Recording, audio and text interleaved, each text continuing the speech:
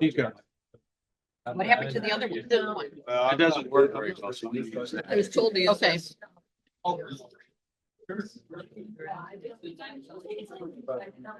Time to go.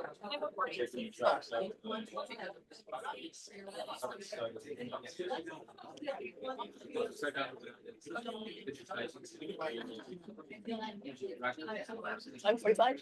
Yep. All right. Hello, everybody. Can you hear me? Hopefully, no. Okay. Nathan, our tech guy's going to turn this up. We're set. Now, can you hear me? A little more, Nathan. Can it go higher?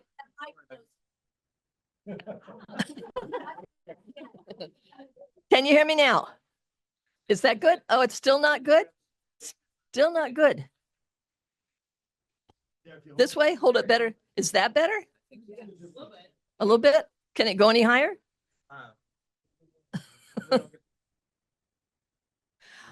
Well, welcome there. That I could tell people could hear me. Welcome everyone to Green Drinks for August 2026. Our Master of Ceremonies, as many of you who are used to being here, Leslie Krebs is always our Master of Ceremonies, and Leslie is having fun at a camp in, I can't remember, South Dakota right now that she works at every year. So she's missing tonight. So I'm going to stumble through this on instead of her. So hang in there with me. First I wanted to mention the Green Drinks Committee members are all happy to have you here tonight. They include, besides myself, Ann Baston, Grace Terzich, Carl Edstrom back there, Nathan, who am I forgetting?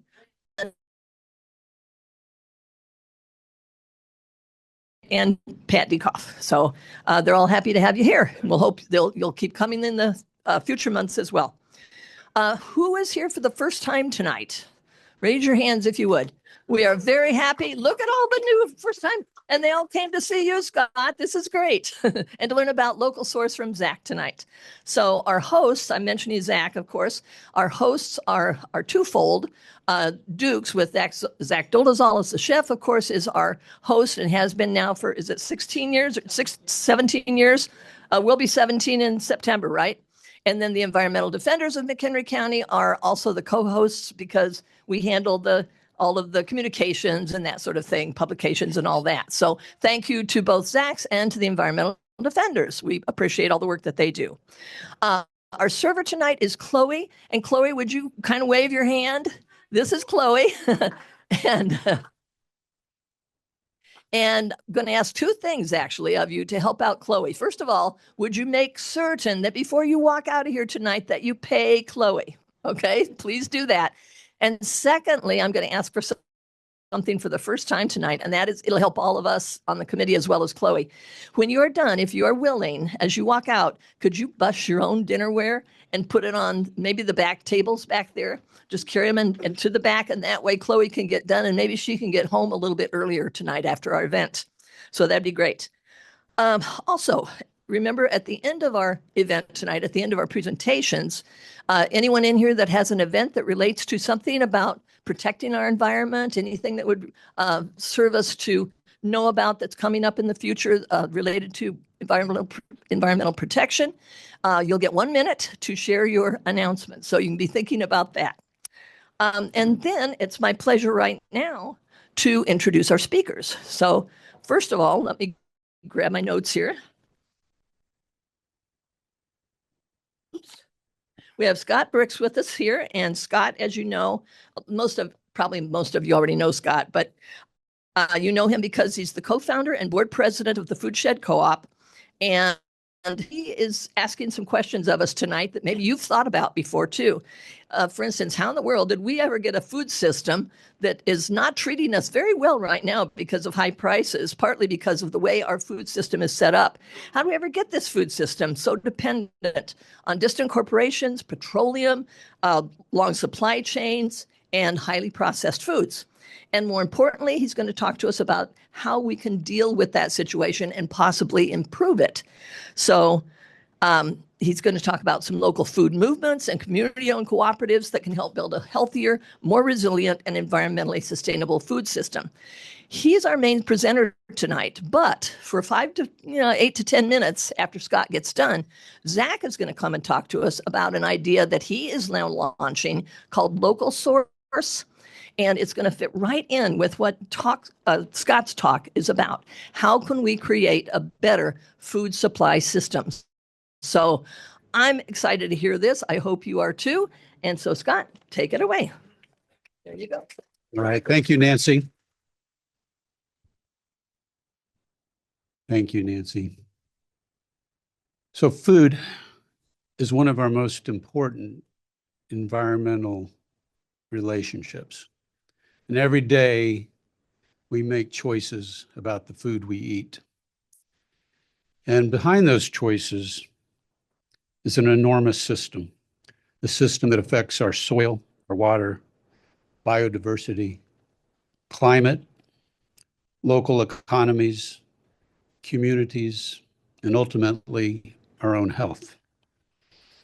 And that system has accomplished something quite remarkable, actually. It's amazing. It feeds over 8 billion people every single day. No trivial task. It moves enormous quantities of food, great distances, with a level of efficiency and productivity that would have been unimaginable just a few generations ago. But efficiency is not the same thing as resilience. And productivity does not automatically guarantee sustainability, regeneration, or fairness.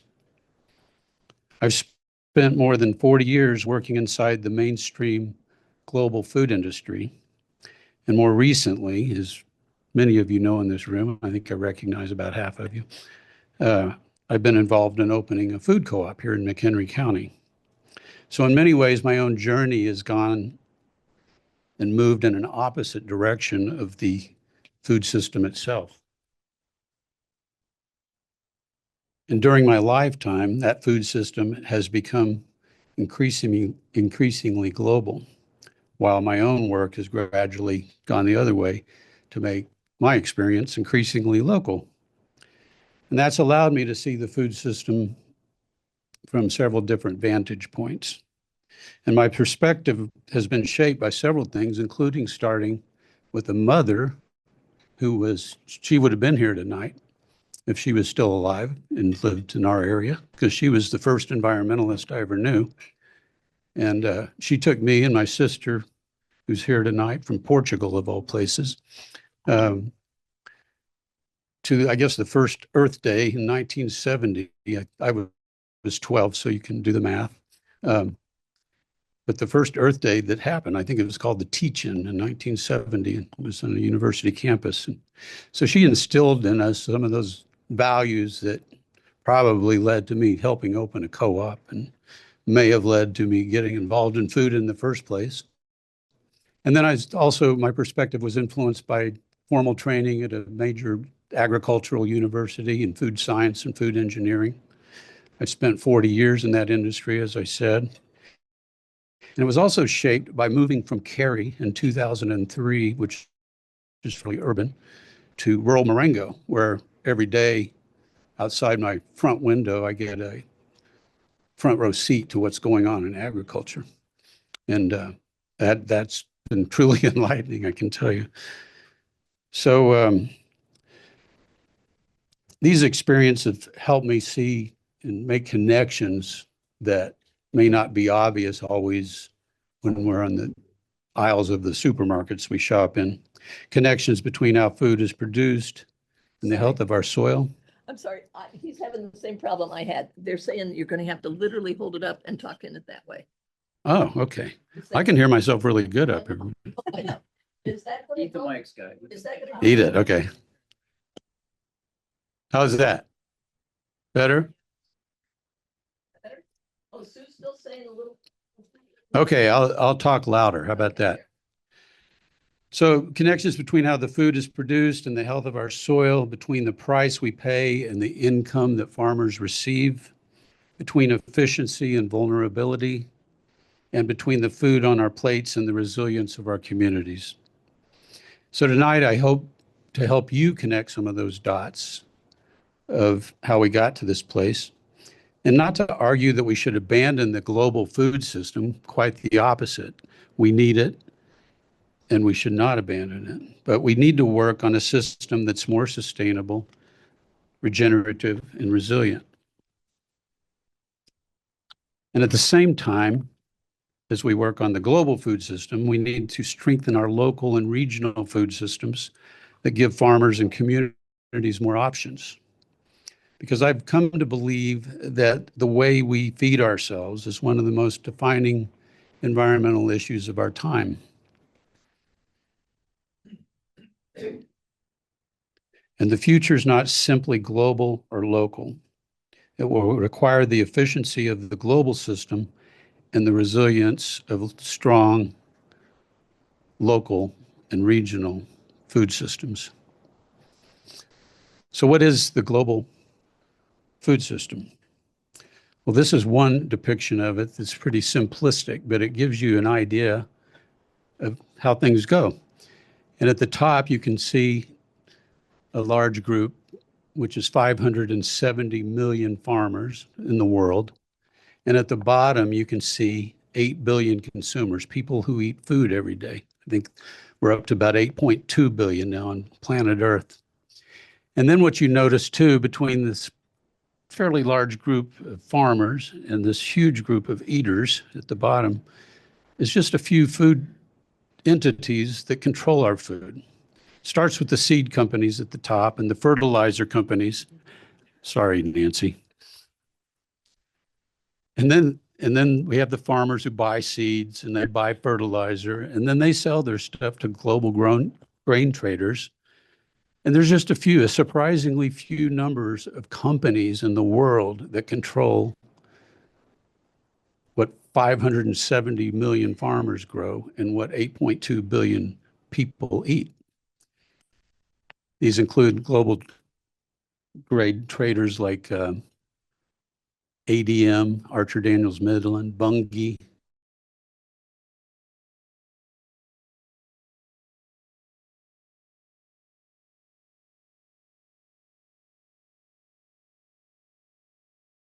Car, but I think they're headquartered in Minneapolis or thereabouts.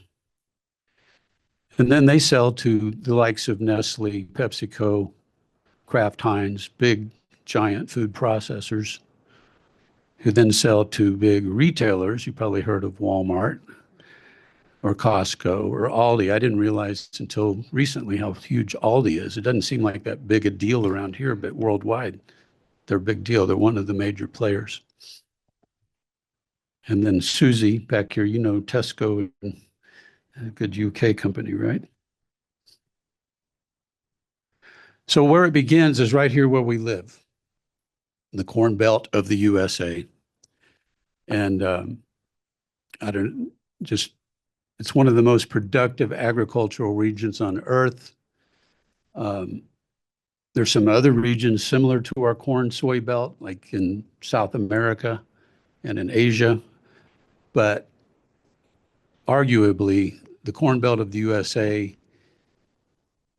is maybe the most important growing region to supply food to 8.2 billion people on planet Earth. It does so by creating lots of ingredients. It fuels the biofuels industry with starch to make ethanol, and it produces or delivers a lot of calories to livestock feed. And it's great as far as efficiency goes, and it's been optimized for efficiency and productivity. But as I said in the beginning, that doesn't equal resilience and sustainability. So I would ask what you see here, because as I said, I moved from Cary to Marengo 23 years ago. And as a city slicker, I kind of equated all farming as the same. You know, a farmer's a farmer. But what I realized after moving, that's not really true. Farming is not farming. There's industrial commodity agriculture, and there's local diversified agriculture. And so what I used to see was beautiful green fields. This field even kind of satisfies some of my OCD tendencies because everything's in perfectly lined rows. And this is what I used to think farmers look like. You know, the American Gothic of an older guy, and most farmers are older guys and gals because I think the average age of a farmer in America now is something like 62 years old. But maybe they live in that house way back there in the background. But that's not really the way it works anymore with industrial commodity agriculture because the farmer might live down the road somewhere, probably doesn't live on the field. They're working. But the owner of that field could live in Chicago or Madison or Singapore or Frankfurt. And so the relationship with the land and the relationship with the soil is not what I used to think so much, and probably what a lot of people still think that's the American Gothic, the nice family farm. And we all know, Willie Nelson taught us that things are changing, right? With Farm Aid and the loss of farms, family farms. We kind of know that intuitively, but until you really understand what's going on, like when I moved from Cary to Marengo, I really got a front row seat, as I said. So do you think when you see these fields of this is thousands of food ingredients that come from corn and soybean, and there's some other things. We grow wheat in America, and we grow canola, rapeseed, and a few other crops, but the American landscape's dominated by corn and soybeans by far. They're GMO crops, creating monocultures. You don't see a lot of diversity in these fields, right? And it's a big deal, environmental diversity, right? But what we do see is these two crops and maybe a few others making thousands of food ingredients that feed or fuel the aisles of our supermarkets. So that's what I see now when I look at these fields. When I drive around McHenry County or the Midwest or Minnesota or Missouri, it's just, you know, as far as the eye can see out in the country, it's this. And when I look at that, I see this now more than I used to. I used to see pretty plants, and they can still be pretty. Even GMO monocultures, I think, can still be pretty. But this is what I think about now. Or do you see an entire industry? Because I also see an entire industry because I'm involved in this industry. I got on a train 3 weeks ago and went down to Chicago to McCormick Place, where I've been going to this convention called the Institute of Food Technologists for the last 40 years, more than 40 years. I think I went as an undergraduate. And it's just booth after booth after booth at McCormick Place, this huge convention center, bragging about and talking about how they convert the stuff out of these two fields, soybeans and corn, basically, into thousands of products, thousands of ingredients that we read on the side of the package in the aisles of our supermarkets. So when I see this now, I used to walk into this convention as a young man and think, wow, isn't all this technology fantastic? Just, you know, fresh out of school, got a new job. And now I walk into this convention and I get my camera out and start taking pictures because I'm thinking, this is the problem. So it's just interesting how your perspective changes over one career. And this booth blew me away. I didn't actually talk to them, but reading what this says, and I don't know if you can see it, taste what neuroscience can do. So it looks like they're connecting the dots in our brain to get us more, you know, do testing through neuroscience so we get more addicted to Cheetos than we already are. And I can destroy a bag of Doritos pretty quick, I can tell you. But it's just, you know, when I look at these cornfields and soybean fields now, this is what I see. I see ultra-processed foods, which is responsible for something like 67% of all calories consumed in the U.S. now, and probably North America, Mexico, and Canada included. And then I know that we're exporting our lifestyle to other developing countries.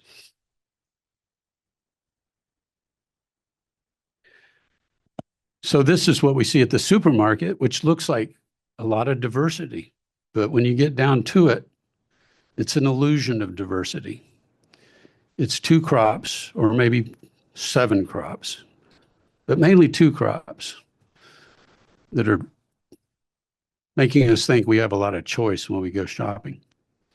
But we're really eating corn and soybeans when you get down to it.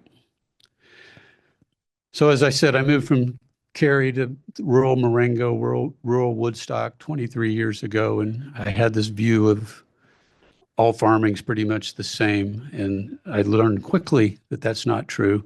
On one hand, we have industrial commodity agriculture and large farms, which, you know, they're 10 million. That doesn't seem like a small number, but compared to 570 million, it is a small number. But so this small number of farms consumes most of the farmland in the world. 88 some odd % of all farmland is consumed by these big industrial farms. And then the other 560 million farms, this medium and small ones, occupy only 12% of farmland in the world. So that's what's going on with farmland. And that's why all of our landscapes around here look like the industrial commodity agriculture. And so all of this remarkable system is great for productivity and efficiency, as I've been saying, but it puts enormous pressure on the environment. And it also puts enormous pressure on the farmers. These commodity farmers are feeling pressure to make a profit often. But the environmental pressure looks like soil degradation. And I'm probably not saying anything terribly enlightening to this group here tonight, but most folks probably don't realize how much the soil is degraded by constantly putting chemical inputs into that soil every year just to make the food grow, the corn and the soybeans. I don't see much diversity in this field. So there's this huge loss of biodiversity. And I've witnessed out my front window, you know, just the hedgerows being taken out, that you separate the fields just so they can plant another acre of soy and corn. And, you know, how much wildlife is wiped out to do that. There's very little habitat that you can see in these landscapes that we are surrounded by. And then the climate impacts. I think most of the fields I see around here don't have cover crops. So they're emitting greenhouse gases, CO2, from the soil when they could be used as a carbon sequestration vehicle to pull carbon out of the atmosphere and put it in the ground. But I'll get to in a minute why that's not happening so much.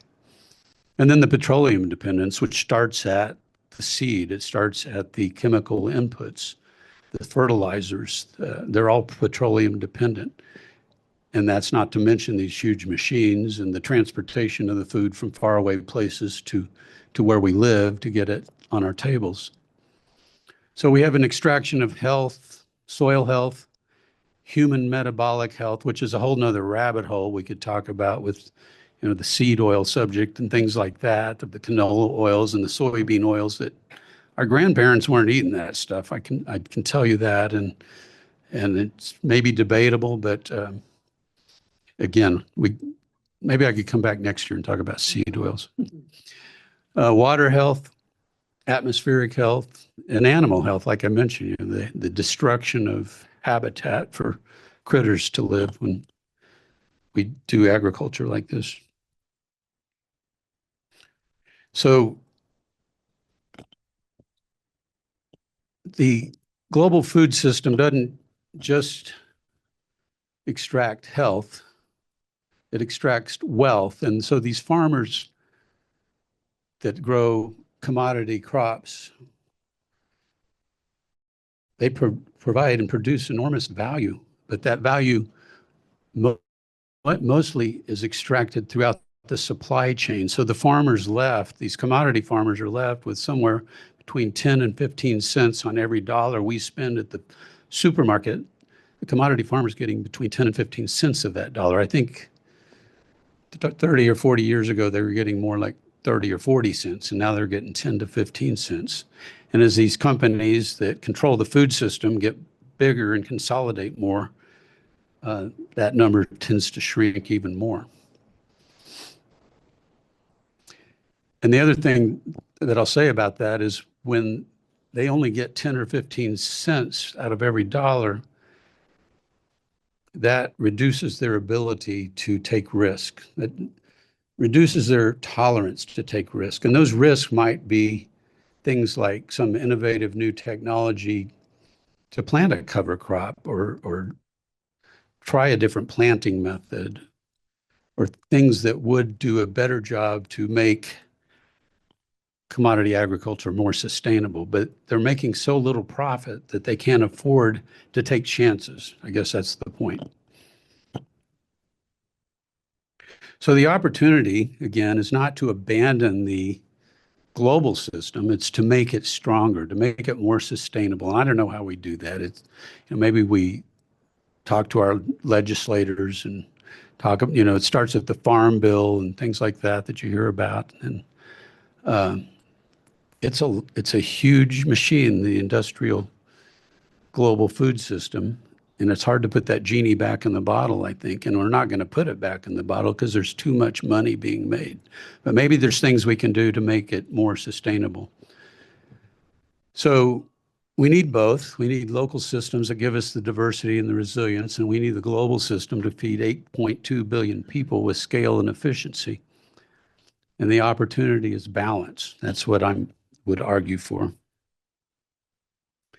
And the local solution is, to me, looks like this. And I feel lucky to live in this county and have groups like this, that people that come together on a, Wednesday night, stop what you're doing and come and talk about the environment, because we got a lot of good stuff going on in this county, starting with you guys, hopefully these guys. But it's a lot of farms. There's Broadview, there's Tribe, which grows aquaponic lettuce, as far as I know, and they tell me, and I'm sure it's true, cyclospora-free lettuce. So do they. And many, many more. I mean, there's so many local farms around here, and we're just starting as a co-op to really get to know our farmers. And we're 2 years old, and it seems like we should already be well down the curve, or well up the curve on forming those relationships. But it's hard. It's hard work, and you're trying to get a business growing, and we're getting stronger in that area every week. And it's important to us. We want to be part of the conversation of local food with Zach and people and hang in, and, we're getting there. But farmers markets, we got great farmers markets here, Dole and Woodstock, and I want to be in collaboration with the farmers markets at the food shed at the expense of sales at Walmart or Menards, wherever Dollar General, wherever people buy their food, Casey's, and we laugh, but I mean, that's kind of a thing with lower income folks, I hear. So, you know what happened? Nathan's a tech guy.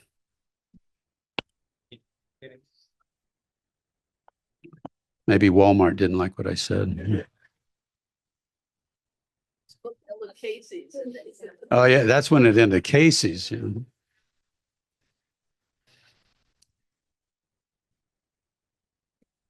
it is. Well, I'm wondering. Yeah. First, I'll open it up. Everybody needs a tech guy like Nathan. Yeah. Now I can see this. Now I can like, oh yeah, start the Zoom. I'll be take questions while I figure this out. Well, we could just do there's only a couple more, so we could do the rest. There we go.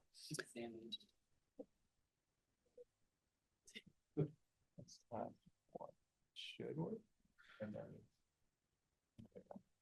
then.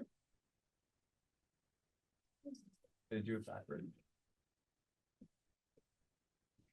That's good enough. Can you all see that? Not really.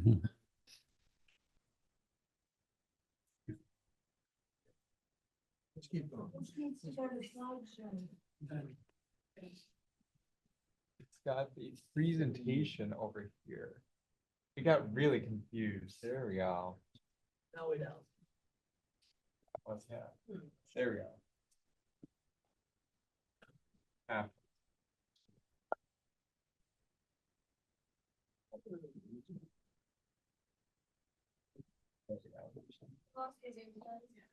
So anyway, what I was getting at is that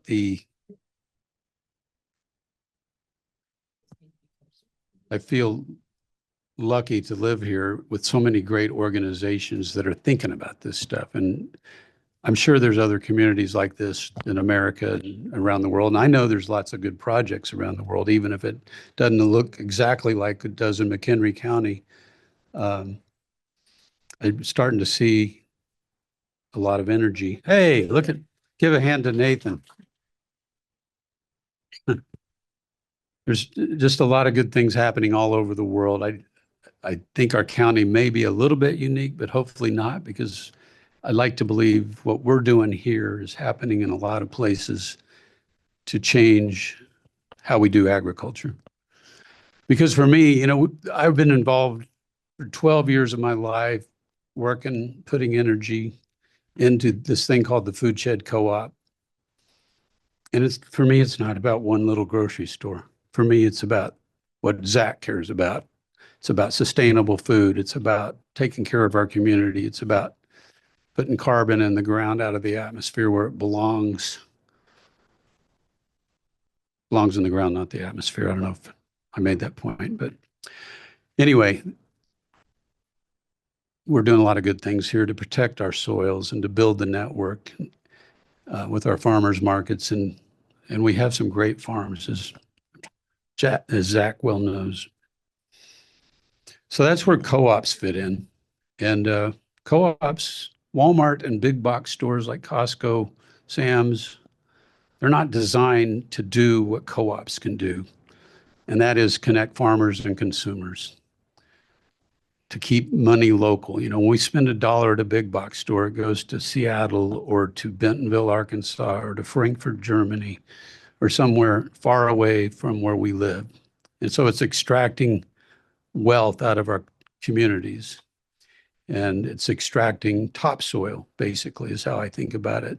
We're exporting our precious topsoil, this 6 inches of soil that covers the earth, that sustains life. We're exporting that out of McHenry County every time we spend our dollar in the global food system. So we got to make it more sustainable. And we've got to strengthen our local food systems. And one way we can do that is through co-ops and through farmers markets and by participating in CSAs, whatever. And I'll point out too, this is what we consider local, which is 150 miles from our front door at the Food Shed Co-op. And we have this other thing called hyper-local, which is 30 miles from our front door at the Food Shed Co-op. So when you see that local sign at our store or a hyper-local sign at our store, that's what we mean. That's how we define it. I went into another supermarket in Woodstock a few weeks ago, and I think it was April, and I picked up some lettuce, and it said local, big sign above the lettuce, it said local. And I thought, that's interesting, local lettuce in April. And it wasn't from Tribe, it wasn't hydroponic, it was like field lettuce. And so I asked the 17-year-old in the produce department, where did this come from? And he said, I don't know. And he finally went in the back and checked for me and comes out with a box that said product of California. So That's one definition of local, but this is our definition of local at the co-op, and we mean it. We're not greenwashing, if you will. When we say it, it's important to us, and we take it seriously.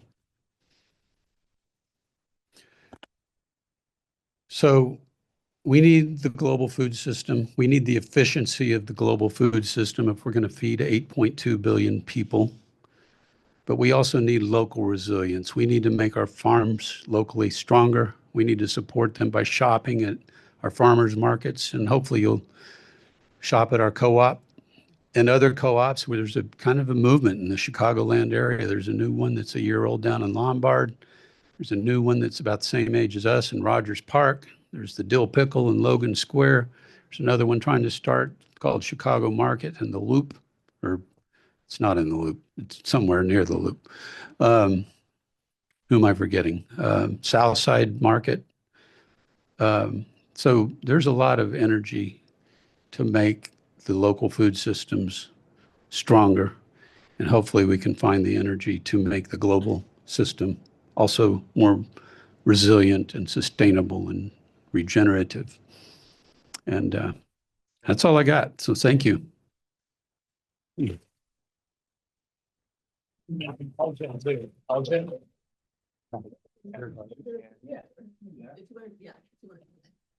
want Zach to go first and we can take questions?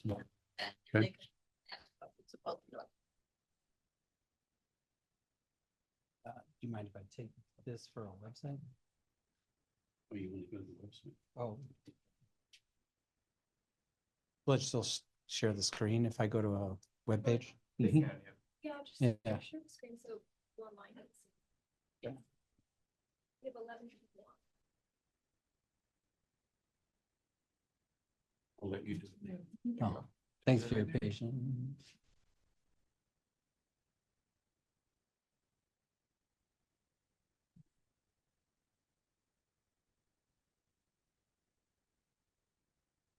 It's been shared. You can scroll on it and stuff.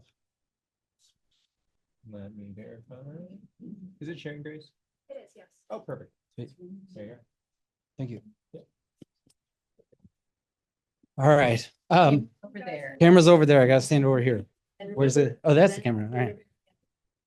Really close. Eat it. All right. Yeah. It takes me back to my rapping days.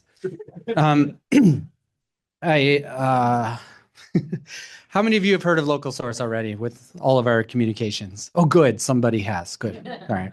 Yeah. So yeah, I've like Scott mentioned, this county and area is huge for local growers and small farmers, and the movement that you and I are supporting is really strong in this area, and it's very cool to see. And when I opened Duke's in 2008, I had I was visiting farmers markets and I'd have to go to 3 or 4 different farmers to get beets. And now I have farmers coming to my doorstep with samples and just like use our stuff. And I'm just like, I don't have room for it. And I was really sad to say that because I want to support every single farmer that's out there. And because I think they're just doing such cool stuff and it's cool to get these relationships with all these people.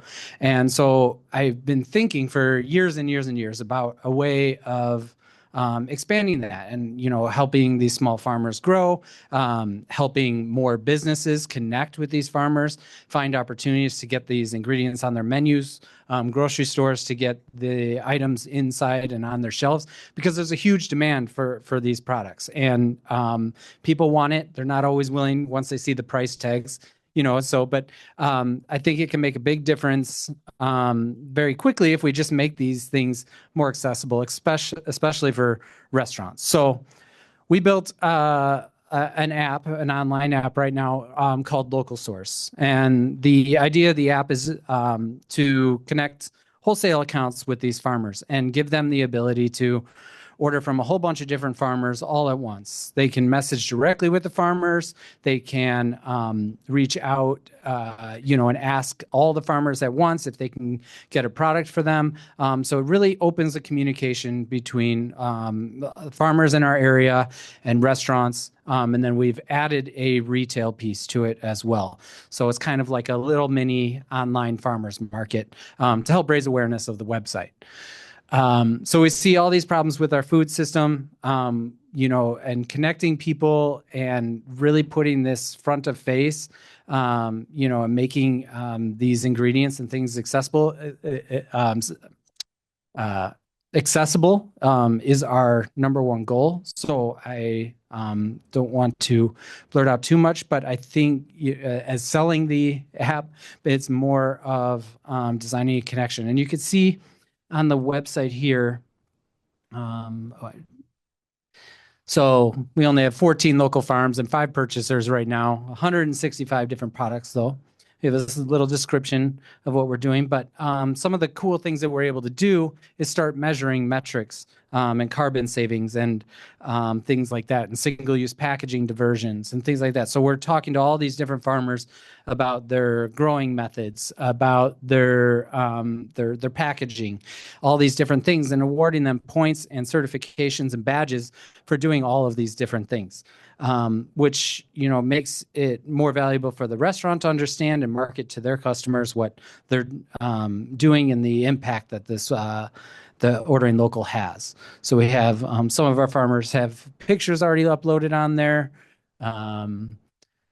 And so you can see a lot of our local farmers, which I'm sure you've met a lot of these people at our local farmers markets. And then it says what they have and the restaurants that they supply.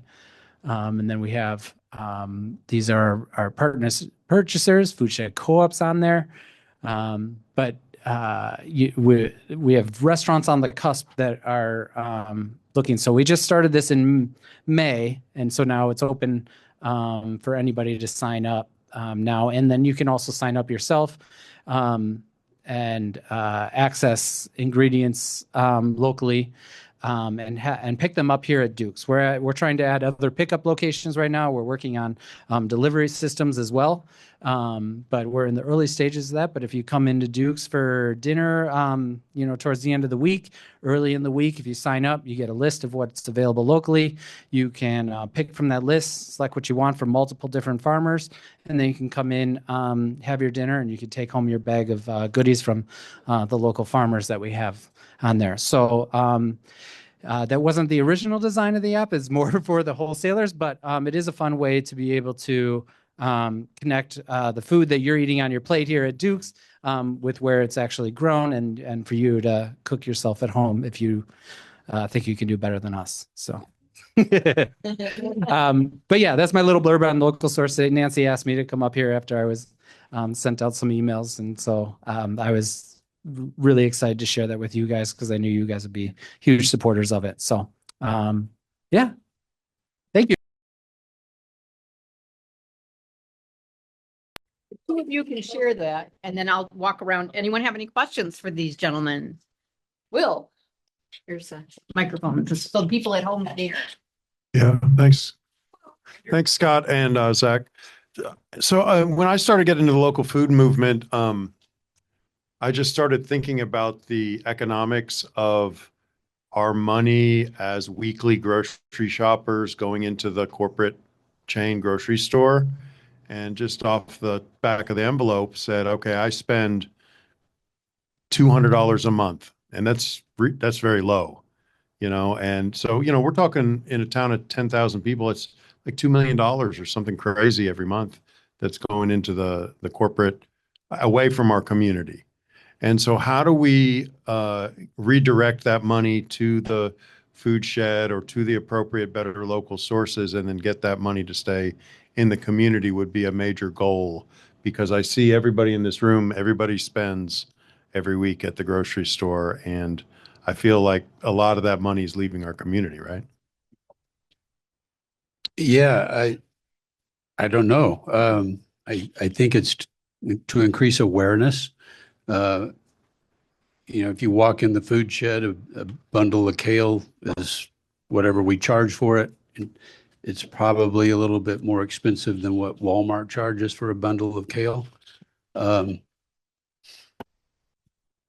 And most folks don't know the difference in how the kale is grown in California versus by Broadview Farms in Marengo. They don't know the impact of the carbon generation from getting that kale from California to here and how it was grown in the first place, and the difference between how Tim and Delicia at Broadview are taking care of their soil versus the huge farm in the San Joaquin Valley south of Fresno. So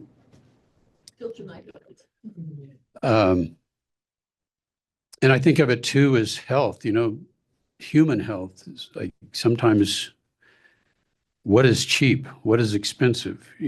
People have no problem paying $2,000 a week on a cancer cure, right? And that might be an ultimate result of eating bad food.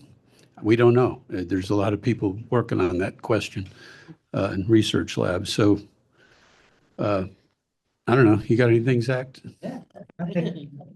Yeah, I think education's a huge one. I think people are becoming more and more aware. We see Netflix specials now. I think it's great to see that awareness. I think accessibility to these ingredients can be confusing and misleading, especially with the greenwashing going on in local grocery stores. I think that just putting local food front and center for people, but doing it the right way, which we all want. I think it's moving that way. It just needs to pick up speed. Go ahead. Hi, I'm Caitlin. I'm one of the owners actually at the Food Shed. I wanted to say, first of all, thank you so much for bringing this wonderful community together and helping us to make this box store such a wonderful place to be. I absolutely love being a part of, like, as you say, the local food economy and putting my dollars towards the local farmers and the local community I live in. I think that you both have a very fair point that McHenry County is absolutely unique. And if not unique, just very blessed to have so many local people that do care about the same things. Hold your mic closer, please. Sorry. And I did want to, and so my question more so to ask is, how do you have the conversation with the people that you know and you care about to bring them to the awareness that it is such a wonderful thing to care more about where your food does come from and encourage them to go to these places that do put the effort in and do care to contribute to the local economies and to the local farmer? I guess my first thought is to do things like this tonight, but I'm preaching to the choir. Here's the problem. And outreach, I suppose. And I think you just said, Zach, there's great documentaries out on Netflix now. One thought I have is to have a Food Shed film festival some weekend, rent the Woodstock movie theater and show documentary after documentary and get Zach to make speeches. And what's that? Nice patio at the Food Shed. Yeah, we do. And I thought about putting a screen up there somehow. That'd be fun to sit out there on a summer night on a blanket or a old used sofa or something. But I don't know. Yeah, that's it's hard. We built the store 2 years ago, and I naively thought that, we would open up on May 15th, 2024, and everything would be perfect. We would start saving the world. But, we have the same problem as any other business. We have HR issues, we have plumbing problems, and all those things get in the way of saving the world. And so it takes time, is my point, to get this thing up to speed. And I think it's going to take us a couple more years before we get fully mature. And we need you as an owner to go out and tell that story of why we need local food, because we're destroying our soil, the 6 inches of topsoil that sustains life. you know, people don't care about that, you know, we're screwed. So I don't know. We got to just keep telling the story and doing things like green drinks. And I don't know. That's my take. What's your take, Zach? That very, very well put. I guess I can just add, to see the progress of how far we've come by people like ourselves mentioning local food and the benefits. We have the Dole Farmers Market, it's a party every Sunday. It's amazing how many people go through there, and they're there to interact with the farmers and understand what they're doing and appreciate it, and they're supporting it, with their dollars. So we see that. I mean, we have great markets that are bustling all the time. I think the biggest thing that I've learned is that we threaten people that the environment's going to die, and we scare people, and we have to really focus on making small, simple changes. Like when I'm trying to pitch local source to restaurants, it's not so much that you order everything locally.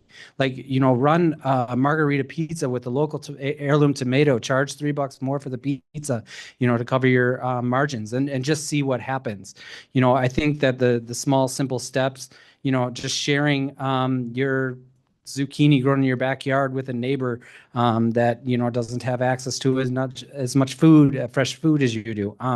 All of those little things, I think, make the biggest impact, and I think that's why we see these farmers markets really taking off and stuff like that, because there's people who really care about it and that are putting their heart and soul into ultimately saving the planet, but with these small, simple steps of just enjoying a meal together and enjoying the food they grew and sharing it and showing it off. That's always been the appeal to me of the local food at first, and the everything else can come with that. So I don't have much of I don't have any question. I just have a few reflections. I flew all the way from Portugal to go to the food shed. I mean, that is where I shop, okay? You know how much carbon that put in? It's true, it's true. I think we got a sibling rivalry going now.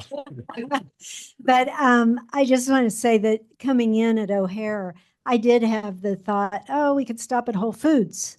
And then I stopped my thought and thought, drive on to the food shed. Truly, I mean, I made that conscious decision.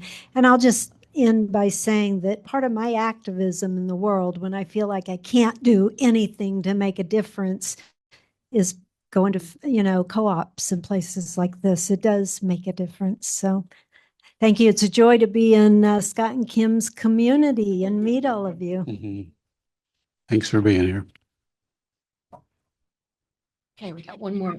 You were next. You offer reciprocity with other food co-ops? No, but that's a good idea. Because I'm a member of Shared Harvest, in Elgin. It's never open. So Yeah. I'm an owner of Air. Yeah, we can reciprocate with a co-op that's not open for sure. But no, I'm kidding. But that's a good idea. And we've had thought of that. And Do it in Minneapolis. yeah. Susie, do you know anything about that? It's down to each individual co-op. There are a number. Here's, take the mic. Sorry, yes. I'm not sure how many of you are familiar with the whole co-op system, the ecosystem.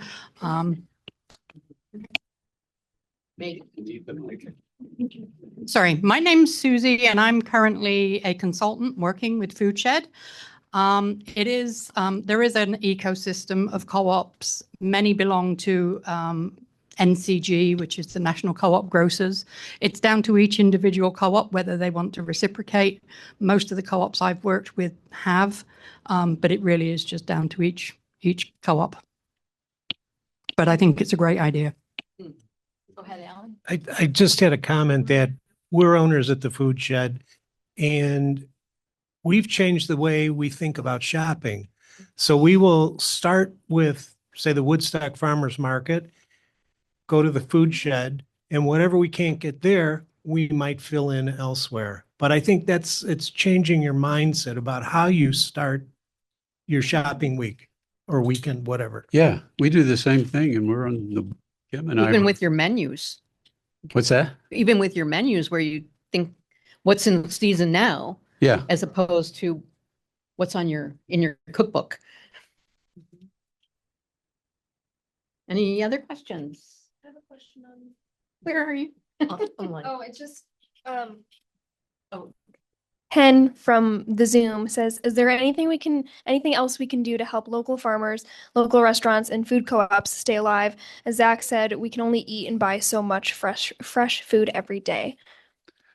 Well, I think we have, we talk a lot about the local farmers, but the reality is we have something like 137 vendors that are local or hyper local at the food shed.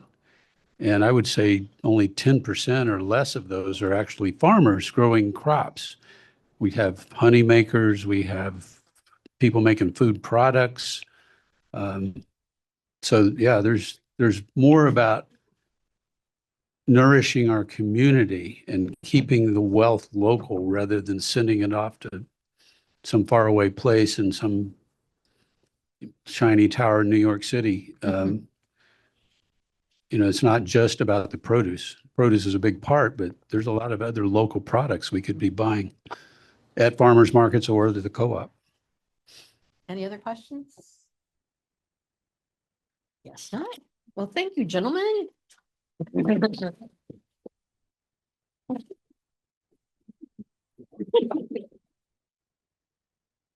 Okay, now we move on to. You want to run? Yeah, you want to run this? Well, throw it across the room. It's under your foot. With the time when we have the 1 minute announcement, and I have to get my timer up, where you can announce anything that's going on that you think this group would be interested in, but no politics. Sorry. You want to start with Scott? Sure. I see his hand. Okay.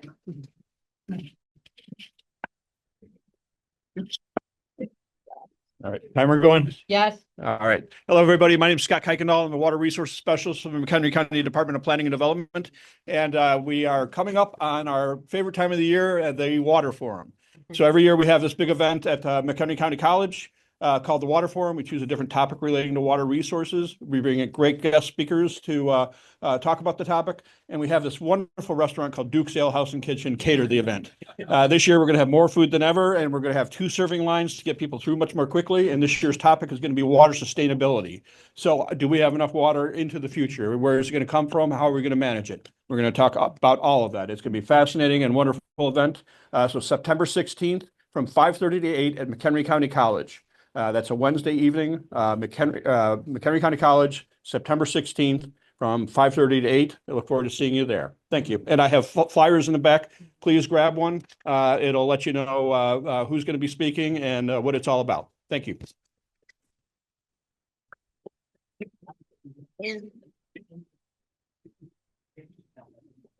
Back to Sue. Yes. I'll stick with the theme of water. I am on the board of the Boone Dutch Creeks Watershed Alliance, and we're having our annual meeting tomorrow at the beautiful Boone Creek Conservation Area Pavilion. So even if you're not in our watershed, you're welcome to come 3 to 5 tomorrow. And if you are in the area of Bull Valley, Wonder Lake, McHenry, Johnsburg, that is where our borders are for our watershed. So we would even doubly love for you to join us tomorrow.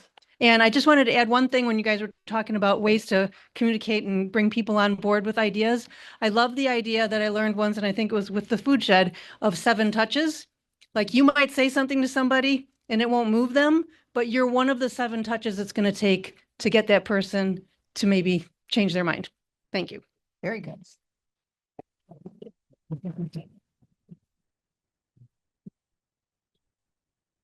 Who's next? Oh, Kim. Thank you. Hi, I'm Kim Hankins from McHenry County College. A lot of people have been asking me about the Green Living Expo this year. We have made the painful decision to avoid politically active years, so we are not having the Green Living Expo this November, but Elgin is having one. So I will have more information next time. It's November 14th, but I'll have more information about their Green Living Expo, and we're really excited to support their effort. So thank you, thank you, thank you for all your support, but we're going to skip it this year. Just too crazy. So thank you.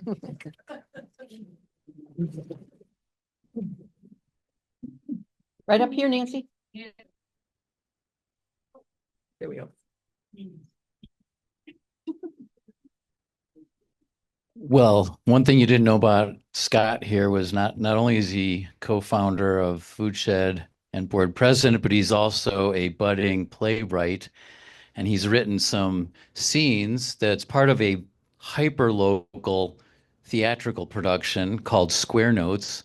It's primarily about Woodstock, but it's community created, and that's going to be September 5th, Saturday, 7:30 at the Woodstock Opera House, and it's a pay what you can pricing model, so anybody can afford it. So Thank you. I'll do one. I'll do one. I'll be with you in a second. I'll do one real quick first. I'm next. Cecilia. Okay. I'm next. I'll get to you in just a second, okay?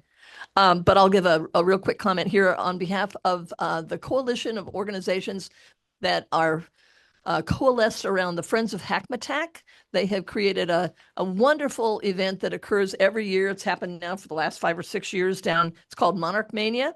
It's going to be held this. What? It's going to be held this year, Sunday, August 16th. So not this coming Sunday, but the next Sunday at Main Beach from 12:30 to 4. How many of you have attended Monarch Mania before? Any of you? It's amazing. There will be 400 or more people go through to learn about all we can do to help, not just monarchs, but all of our wonderful pollinators out there. At Main Beach, there'll be a lot of different organizations there. So I would urge you to come out. Swimming is free that day too with the park district. So hope to see you there on Sunday, August 16th, 12:30 to 4 at Main Beach. Thanks. Oh, come on up, Cecilia. It's better if they can see you anyway. Oh, okay. Hi, Cecilia Carmen from the Waste Reduction Team for the Defenders. Just a friendly reminder, we have the 3 community fridges, one at Nippersink Library, East River Library, McHenry, and then at FCC Church in Crystal Lake. They're kind of low on donations. So if you bought the wrong cheese, bought the wrong yogurt, or, the vegetables are going to go bad before you eat them, our community fridges would love to use those for people in need in our community. Thank you.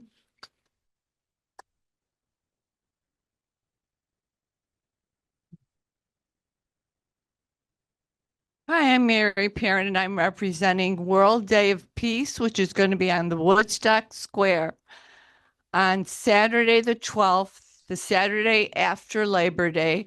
It's the brainchild of Unity Spiritual Center of Woodstock, and it's sponsored and hosted by them and Off Square Music. There'll be Tai Chi demonstrations, peaceful demonstrations, yoga demonstrations, speakers, inspirational speakers, food trucks. There'll be 16 vendors, including the Food Shed and the environmental defenders who are supporting us. We believe that peace starts with the individual, spreads to the community, and eventually the planet. Come join us. Anyone else? Me. Oh, okay. You're next. I You have got one. your own mic. I have my own mic. I'm Ann Basson, and this time I'm wearing my Environmental Defenders hat. Our next big fundraiser is our big book sale, which will be, we're picking up the book September 20th, and we can use a lot of people to help load the trucks and drive the trucks. And if you have any questions about how that works, Bill in the back has done it, so he can answer questions about that. And if you are interested in helping us, the sign up is on the Defenders website right now under volunteer. It's activated, so you can go ahead and sign up to work either the book sale, sorting the books, or helping us pick up and load and unload the books. So that would be great. Or get in touch with one of us. What? Will. Yeah, hi, my name is Will Overbeck, and I am representing Pizzo Native Plant Nursery. We're getting ready for the fall planting season.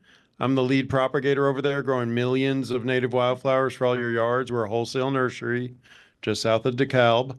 And if you go to the website, pizzonursery.com, you can sign up for minimum order, the wholesale account, real cheap, $1.50 to $3.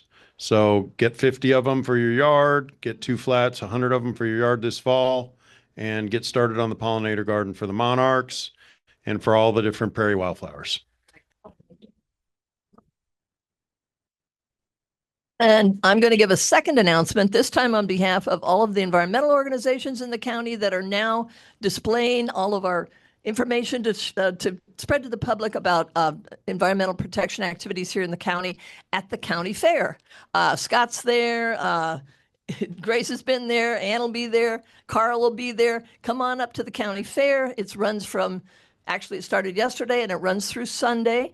The building's open at 10 and they close at, ours is closing at 8 at night, but you got to go take part, go to the rides and so forth after that. But do come up and see us. We are in Building C, and we'd love to have you there, learning from MCCD and Volobog and Marine Hills and Citizen Climate Lobby and the Defenders and the County Planning Department and so forth. So come on up to the County Fair in Woodstock. Anybody Who else? There's one more in Zoom. Oh, Yeah. Hello, from Cynthia Canner. It is our Fox River Day, Saturday, September 19th. Sorry, I'm reading the comment as I speak. I think you can go to the website to find more information. Yes, we can always include a link in our social media afterwards too. It's Friends of the Fox. Any last one? Huh? Oh, you're next. You are next. Oh, you have like one of your own? Yes. Okay. Hello, I'm Grace with the Environmental Defenders. I just want to thank everyone for coming out and being here today. I also want to plug our styrofoam recycling program. It is currently operating in Crystal Lake at the Algonquin Township Road District, Tuesdays and Thursdays from 9 a.m. to 2 p.m. We're also needing volunteers. So if you can volunteer, if you're able-bodied, we would love to have you. There's a sign-up sheet on our website, and you can sign up for whatever shift you want. You can do one shift, you can do multiple shifts, but anything helps.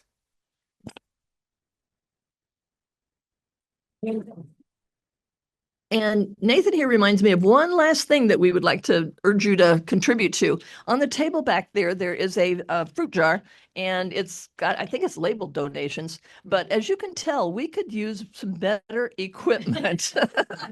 And sadly, that equipment costs money. So if anyone here is willing to donate to that fund, we would really appreciate it. Just drop your dollars in that fruit jar back there. Thank you very much. Thanks to Zach for finding extension cord that we were missing. And again, thank you so much to our speakers and to all of you for coming. We hope to see you again first Wednesday in September. Thank you.